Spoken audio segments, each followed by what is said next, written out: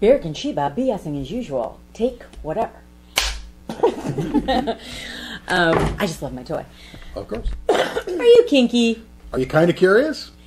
Welcome to another episode of BSing with Barak and Sheba. I'm Barak. And I'm Sheba. And we're here tonight to talk to you about some kink. The kink that we're talking about tonight came to us in the form of a question from one of our viewers asking about subspace. What is it and how do I get there? Rocket ship? Well, rocket ship may be one way, but there's other ways to get there. Absolutely. So, subspace, what is it? Let's talk about that a little bit. For me, when I experience subspace, it's kind of like this floaty, trancy feeling of like, almost like weightlessness, like I'm a balloon. It's just kind of out there. Yep. I've heard it described in 100 different ways. You know, but a lot of people have that same sensation, that floaty sensation that you're describing. And I'm going to go there from a medical perspective. As many of you might or might not know, I'm a medical professional. But I stayed at a Holiday Inn last night. So here's what we're going to talk about. I just like when he talks medical.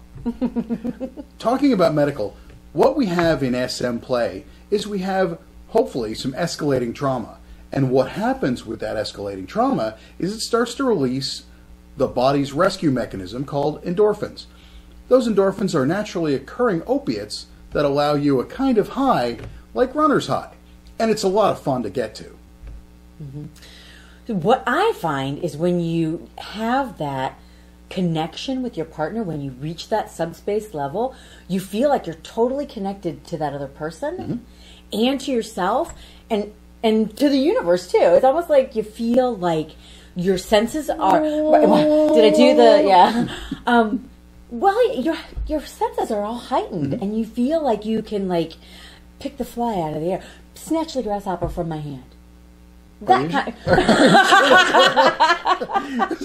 Fly, snap the grasshopper. It could be any number of things. It could be any number of things, but I feel like that very. I'm connected to everything. I can sense where everything is, and everything is right. And it doesn't just take SM play to get there for some people, right?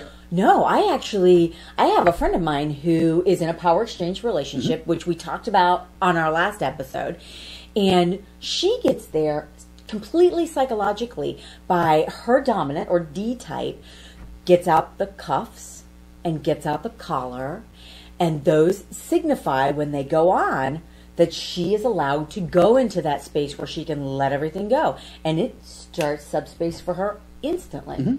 Now, when that happens, it's not necessarily escalating trauma. What happens is the body has a memory, and it has an ability to place itself in that historic memory. And, as our friend Sharon B. says, arousal is arousal is arousal. And I like arousal. We can talk about that in a minute. And what happens when you have arousal is, this time it's psychological arousal. When those cuffs go on, it arouses your senses in your mind and starts to release those endorphins to get you to that place. It doesn't necessarily take an escalating trauma. So there's other ways to get there. And what you'll find is that we're all unique individuals. So everyone's subspace is going to look and feel differently and be described differently. So your mileage may vary. So make sure when you start in SM that you read the fine print, because all sorts of things can happen. All sorts of things can All happen? sorts of things can happen. So don't put any pressure on yourself. So what if you don't get to subspace the first time or the next time? Give yourself some time and space to learn yourself and to have your partner learn you. There's lots of people who never experience what other people call subspace, even though they've had an absolutely wonderful time. The important part is enjoy yourself, enjoy the moment, enjoy the connection to your partner. Keep it hot, wet, hard, and horny. And consensual. I'm Barak. And I'm Sheba, and we'll see you next time. So how can you reach us? You can find me on FetLife at Brat_Sheba. That's BRAT_SHEBA. You could find me at BARAK at FetLife. You can also find me on Twitter. I do the twat.